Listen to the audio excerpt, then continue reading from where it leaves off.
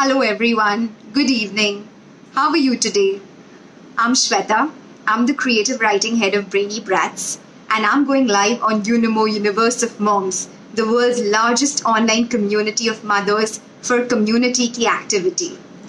So before I begin, I'd like to thank Unimo. I'd like to thank Neha Kare, Simran Kalwani, Mrunmay, and the entire Unimo team for this one-of-a-kind opportunity. So before I begin, I'd like to tell you a little bit about myself as well as Brainy Brats. So Brainy Brats is a 21-year-old creative writing academy. Hi Mrunmay, how are you today? Okay, so we are a 21-year-old creative writing academy, and we were one of the first creative writing academies in India, and now we are Mumbai's foremost. So we specialize in numerous things, the main one being creative writing, then vocabulary enrichment, personality development, grammar, and all aspects of the English language. So I was once Brainy Brats' student, and I'm beaming with pride to represent them today on this phenomenal platform. So today we're going to be doing an expressive storytelling along with vocabulary enhancement, and I'm also going to be doing voice modulation as well as facial expressions. So you may wonder, how does storytelling help? So storytelling helps in numerous ways. One, it unleashes children's imagination. It sparks their creativity. Hi Bela, I'm so happy to have you with us today. How are you? All right. Hi Mariam.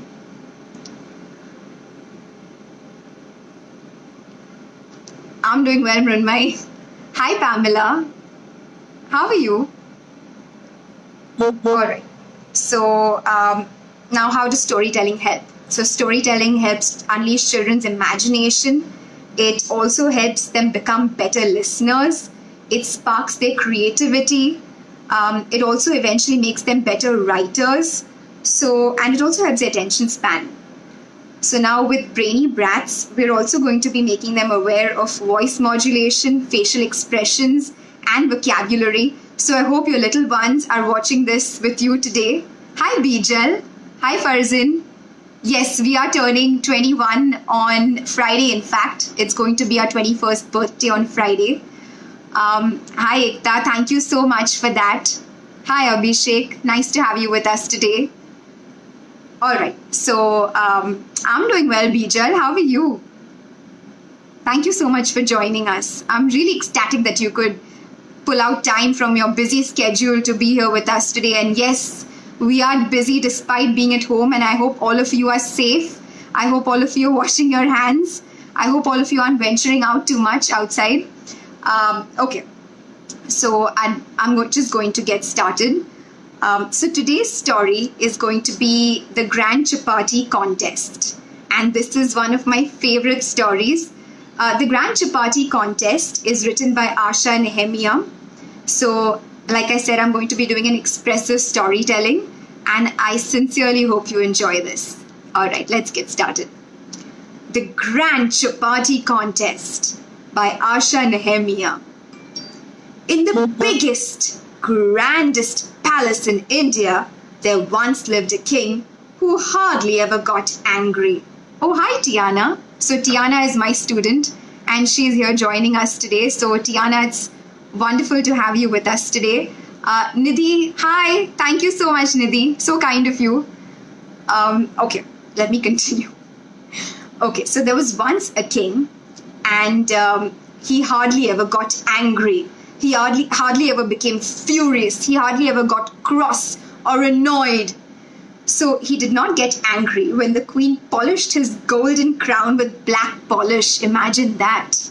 Or when she used his silver hairbrush to brush the royal dog.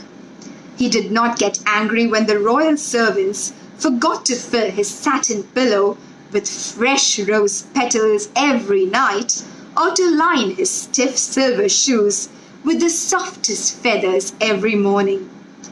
So the king was extremely patient. He was very tolerant, and he would endure all of this without any complaints.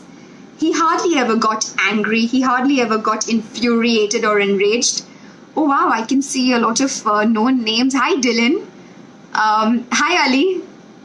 That's hi Sanya. Hi Nakshatra. Oh, hi Harshita. All right.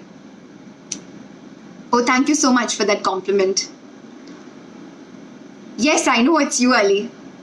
Welcome. All right. So he endured all of this without getting vexed, without getting very annoyed. So he was a very patient king indeed. There was only one thing that made the king angry. And that was when he was not served perfectly round, soft, fluffy, puffy chapatis for his meals. So that this was the king's eccentricity. He liked perfectly round, soft, fluffy, puffy chapatis. The chapatis had to resemble cotton. They had to be that soft. So the king loved eating chapatis so much that he wanted to eat chapatis for breakfast, lunch, and dinner every day. I can't imagine eating chapatis for breakfast, lunch, and dinner every day, can you? But the king loved these chapatis. That was why the queen was most worried when the royal kitchen's chief chapati cook left his job and went away to the Himalayas to become a holy man. So the queen was extremely nervous. She was absolutely agitated when the chief chapati cook, the head chapati cook, he left and he went away to the Himalayas to become a holy man. Now who is going to make the king's chapatis? Oh, Tiana, I see that you could eat chapatis for every meal. Oh, hi Nehmat. Hi Abir and Ahmad. Hi Rishan. Thank you Zaroon. Hi Suryansh. Hi Rishabh. So lovely to have you with us today. Hi Shivani. I hope that didn't disturb the flow of the story. Thank you, Bijal. That's so kind of you. That's the first time I've heard someone compliment my voice.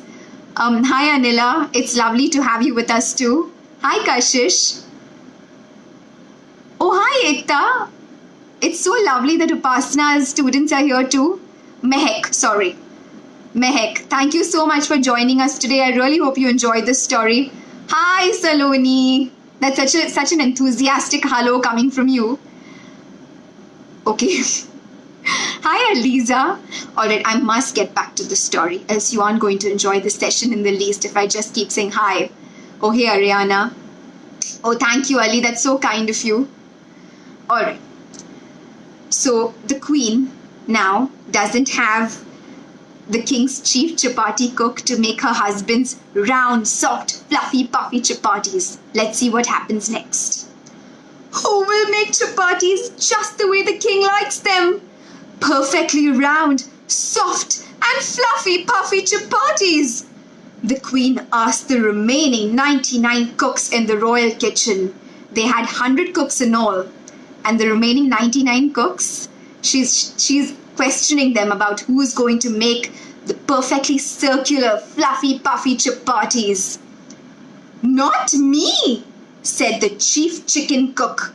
I can make chicken curries and chicken kurmas. I can make stuffed chicken and roasted chicken. But to make chapatis just the way the king likes them, perfectly round, soft, fluffy, puffy, forgive me, Your Highness, that's something I just cannot do. So the chief chicken cook can't make chapatis the way the king likes them. So they all refused and they rejected and they declined the queen's offer. Not me, said the royal sweet maker. I can make sweets from milk and honey and sweets from dates and almonds. I can even make sweets from cactus flowers and pine needles and sweets from rose thorns and blackberry prickles. So the royal sweet maker can make sweets with every conceivable thing, but to make chapatis just the way the king likes them, perfectly round, soft, fluffy, puffy, forgive me, Your Highness, that's something I just cannot do. So the royal sweet maker makes these lovely sugary, syrupy sweets from every conceivable object like pine needles, rose thorns, and blackberry prickles. But they can't make a round, soft, fluffy, puffy chapati. Children, can your moms and dads make round, soft, fluffy, puffy chapatis? Do let us know in the comments below. Oh, hi Tatiksha, that's so kind of you. Thank you so much, Harshita. Hi Kayu and Diyu, love you. All right, let's move on. So far, all the cooks have declined the queen's offer to make the king's round, soft, fluffy, puffy chapatis. The remaining 97 cooks had the same answer for the queen. So the poor worried queen decided to hold a grand chapati contest. So the queen, the unfortunate, anxious, troubled, bothered queen. Now who's going to make her husband's chapatis? Let's find out. She would invite everyone in the kingdom to take part in the contest. Whoever made the best chapatis would be given a bag of gold coins as the prize and offered a job as the chief chapati cook in the royal kitchen. So she's decided to host a grand chapati contest, and whoever is going to make chapatis just the way her husband likes them is going to win this contest. And there's a very generous prize. There's going to be a bag of gold coins, and the winner is going to be offered a job as the chief chapati cook in the royal kitchen. Oh, I'm so glad to hear that your mums can make round, soft, fluffy, puffy chapatis, but not your dads. Oh, hello, Anik, your Kavita ma'am student, lovely. Oh, hi Dipti and Vaibhav, so nice to have you with us. Hi Upasna, so lovely to have you here with us. So Upasna is Amalat's center head and she's here with us today. Alright, let's move on. So like I said, all the cooks have rejected the queen's offer and she's decided to hold this grand chapati contest. That morning, the king came smiling down for breakfast. So the king is looking forward to his breakfast. He's looking forward to his round, soft, fluffy, puffy chapatis. He kept smiling till he took one bite of the chapati on his plate and then his face crumpled up in disgust. Ew!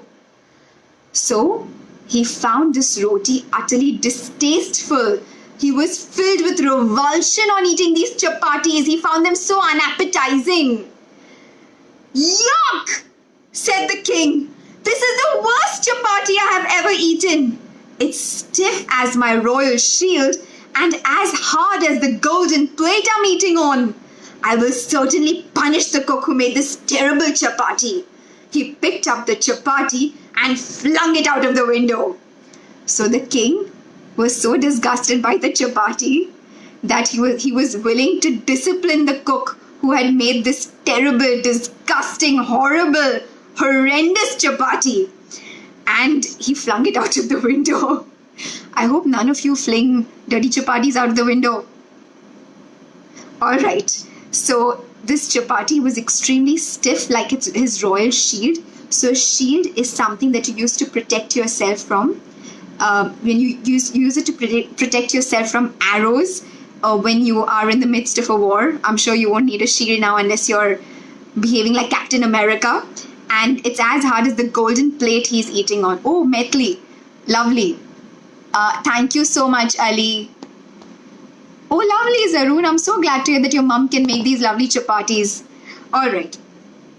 Don't be angry, dear, said the queen, hoping no one would tell the king that she was the one who had made his breakfast chapati that morning.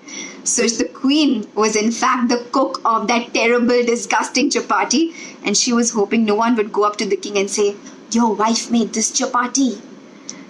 I will be getting a new chief chapati cook today.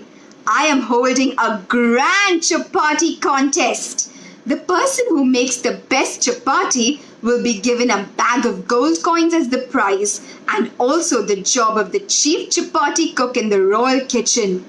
I have sent out the royal messengers with their drums and trumpets to tell all the people in our kingdom about the grand chapati contest." So the queen was so scared and so nervous when her husband said that when he flung the chapati out of the window, that she placates him, she mollifies him by telling him that, look, we're going to be having this contest, so don't worry, we'll be getting a new head chapati cook who's going to make chapatis just the way you like them. So she has sent all of these messengers with drums and trumpets to make this announcement, to make this declaration. Oh, hi Arnav, so nice to have you here. Thank you so much, Shashank, so kind of you. Oh, thanks, Bijay. I must continue with the story since you're enjoying it so much. Out in the towns and villages of the kingdom, the royal messengers in their robes of pink and green and purple were telling the people about the grand chapati contest. Grand chapati contest in the palace today! Grand chapati contest in the palace today! They shouted, banging their drums and blowing their trumpets as they walked through the streets. So they were making this announcement in such a fashion. Whoever makes the best chapati will win a bag of gold coins and be given a job as the chief chapati cook in the royal kitchen. In one of the villages of this kingdom, there lived a little girl called Meena. When Meena heard about the grand chapati contest, she wanted her mother to take part. Would you ask any of your parents to take part in the grand chapati contest? Do let me know in the comments. Alright. Meena's father was a peanut seller and he sold peanuts that he roasted on a little clay stove on his little push cart. So, as you may have understood by now, Meena's family is extremely poor. They don't own too much. Her father was a peanut seller and he sold peanuts and he roasted these on a little clay stove that he had on a cart. So Meena's family, like I said, was extremely poor. They were impoverished. They were a needy family. And the only thing they could afford to eat was plain chapatis with boiled peanuts or plain chapatis with peanut chutney or sometimes just plain chapatis with a slice of raw onion. So they were extremely impoverished. I'm sure all of us are so blessed. We don't just have to eat chapatis with boiled peanuts even while we are under lockdown. You see, since they didn't eat much else, Meena's mother always took great care to make her chapatis round, soft and fluffy puffy. So Meena's mother is a perfectionist, and since they can just eat chapatis, she meticulously makes the chapati. She takes great care to ensure that each chapati is absolutely perfect. Meena thought her mother made the best chapatis in the kingdom and was sure to win the prize. So I'm also going to show you a picture of Meena and her mother. I hope you can see this. That's Meena. She's savoring the chapatis her mother makes, and that's her mother. She's looking on with such pride that her daughter is filling her stomach with her lovely, soft, round, fluffy, puffy chapatis.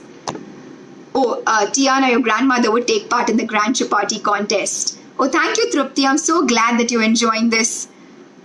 Thank you so much, Christopher. Oh, your grandmother makes the best chapatis. Lovely. So glad to hear that, Tiana. All right. Zarun, that's such an interesting story. All right, let's continue. Oh, and I also didn't show you a picture of the king. So that is the king.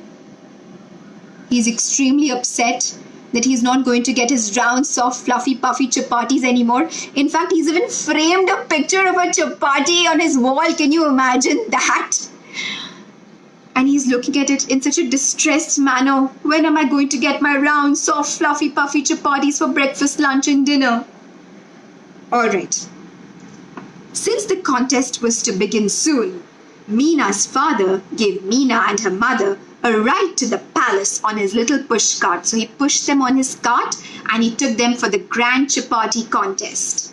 At the palace grounds, there were already hundreds of cooks busy at work making the most amazing chapatis Meena and her parents had ever seen. So there were already hundreds of cooks who had heard this declaration and they had come to participate in the grand chapati contest. And Meena and her parents got there and they're filled with wonder. They're astonished. They're astounded. Let's see what they're looking at. Butterfly-shaped chapatis and spinach-flavored chapatis. Chapatis stuffed with raisins. Chapatis layered with butter. Chapatis that smelled of cardamom and chapatis that were colored with saffron.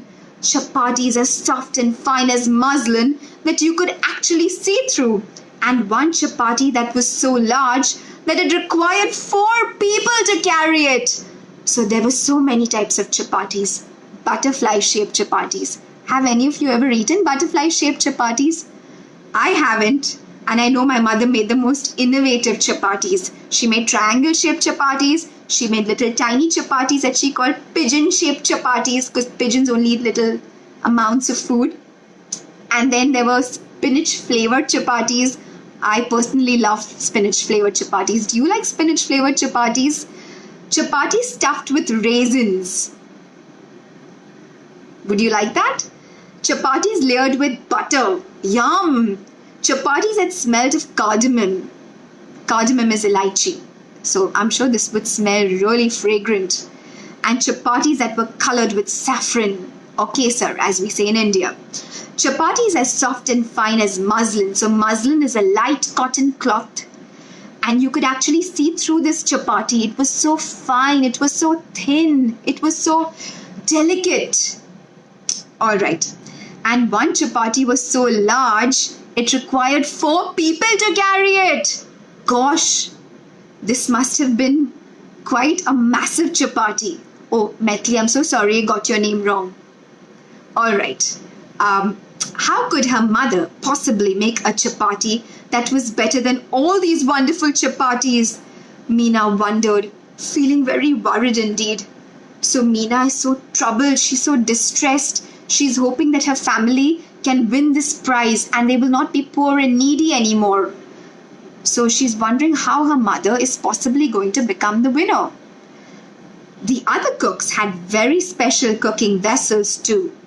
One cook had a glass rolling pin. So he had a rolling pin made with glass to roll out the chapati. One had a moonstone rolling board. So the board that he was rolling chapatis on was made of moonstone. So moonstone is this pearly white semi-precious stone. It's a very beautiful stone. And his board was made of a semi-precious stone. One cook had brought along 2 wrestlers to help knead the chapati dough. So when our mothers and our fathers also, some fathers make splendid chapatis. So when they knead the chapati dough, this is the action that they do, right? So one cook had brought 2 wrestlers and he had probably created this massive chapati dough. So dough is a mixture of flour and water. And these 2 wrestlers are kneading the chapati dough. To knead is to work the flour into dough even further. All right. And another one had come with his pet elephant wearing silk socks so that it could stamp the balls of dough into chapatis. Gosh, this is craziness. Wrestlers and elephants helping to make chapatis. Have you heard of anything as ridiculous as this? Oh, hi Shuchi. So nice to have you here. Hi Mehek. Oh yes, Shivani, it indeed was a gigantic chapati. Oh, Metli, that's lovely. Your mom makes such lovely flavoursome chapati, spinach, turmeric, beetroot. Chavanprash chapati. That's the first I've heard of something so different. All right. Okay, let's move on. Soon it was time for the king and queen to choose the best chapati. So everyone had made their chapatis and they were going to be judges and decide which according to them was the best chapati. They sat at a special table under a striped silk tent at one end of the garden, and every person who had made a chapati was to give it to the king to taste. So every person who had made a chapati had to go up to the king and queen who were sitting under their striped silk tent and give it to them to taste so they could judge the chapatis. Hi Mehek. The king refused to taste the butterfly-shaped chapati when it was brought to him, saying, I like only round chapatis. So he was so disgusted by the butterfly-shaped chapati. I would have loved to eat a butterfly-shaped chapati. Wouldn't you? Alright. So this is a picture of the grand chapati contest. Do you see how everyone is making different kinds of chapatis? Yes? It's absolutely crazy. Look, it's so chaotic out here. Oh, Kyra and Divyanka eat jaggery chapatis. Wow, that's so delectable. Thank you, Anita ma'am. So kind of you. Hi, Mehek. Alright. This color is awful, he said about the green spinach-flavored chapati, which was taken to him next. So the spinach-flavored chapati, he found it awful. He found it dreadful. He thought it was so disgusting and revolting. Smells of elephant's toes, he said when he sniffed at another chapati. So he sniffed at another chapati and he said that it smells of elephant's toes. Ew. Can you imagine what elephant's toes would smell like? Next came the fluffiest, puffiest chapati Meena had ever seen. The cook had used a special pump to fill extra air into the chapati after it was made. So you know those bicycle pumps that fill air into your tires? Or pumps that fill air into tires generally. So the cook had brought such a pump and he was filling air into the chapati. The king's eyes brightened. Now this doesn't mean that there were lights behind the king's eyes. It means that the king became happier. He became more cheerful. He perked up. He was so excited to eat this fluffy puffy chapati. Meena was sure the cook who had made this chapati would win the prize until the fluffiest, puffiest chapati rose up from the plate and floated off. Up and away into the air. The cook who had made a chapati so soft and fine that one could actually look through it. So it was a translucent chapati, the one that resembled muslin. He carried it carefully to the king. As she neared the table, a petal from one of the flowers in the garden fell on the soft, fine chapati and tore it into half. So one chapati flew away. And another cook who brought this soft, fine means very thin, very narrow, very delicate chapati. And a petal from one of the trees, it fell on this chapati. And this chapati was so delicate that it broke into half under the force of a petal. I can't eat torn chapatis, said the king. Then the king was given the chapati filled with nuts. Cold and hard, the king complained when he tasted it. Would you like a chapati with nuts? So the king grumbled. He made a fuss. Too hard, he grumbled as he pushed away another chapati with just one bite. So he found the chapati to be very firm, very rigid. Indeed, most of the delicious chapatis made by the cooks had turned cold and hard before the king could taste them. So all these delicious, delectable, mouth-watering chapatis, these appetizing chapatis, they had turned cold and hard, unfortunately, before the king could taste them. So all their hard work had gone to waste. This gave Meena an idea. She asked her father to push his cart as close to the silk tent as possible. She tells her father, take your cart and let's bring it close to the silk tent. She asked her mother to sit on the cart and make the chapatis on the little clay stove kept on it. She said, Mama, make fresh chapatis on this clay stove. Come on, Mama, you can do this. And just as the chapati Meena's mother made was ready, Meena's father pushed the cart right next to the king's table. And the perfectly round, hot, soft, fluffy, puffy chapati was slipped straight off the stove and onto the king's golden plate. So that's what they did. They brought their pushcart next to the king's table, and they made these fresh chapatis and pushed it on the king's golden plate. Mmm, said the king when he took his first bite of the chapati. He couldn't say much more as he was already eating yet another perfectly round, hot, soft, fluffy, puffy chapati that Meena's mother had made. Then another and another till he had eaten 15 chapatis in all. Can you eat 15 chapatis? Oh, thank you so much, Viha. That's so kind of you. Divyanka, why don't you like chapatis? Chapatis are absolutely delectable. Alright, any which way. So this king found Meena's mother's chapatis to be absolutely perfect. They were impeccable chapatis. They were flawless chapatis. They were exceptional chapatis. These are the best chapatis I've ever eaten, said the king. Rounder, hotter, softer, and more fluffy puffy than any chapati I've ever tasted. So you remember he had a head chapati cook? Meena's mother has made better chapatis than the chief chapati cook. So the king and queen declared Meena's mother as the winner of the grand chapati contest. So she is the champion, the victor of the grand chapati contest. And they gave her the prize of a bag of gold coins. Meena's mother was also made the chief chapati cook in the royal kitchen.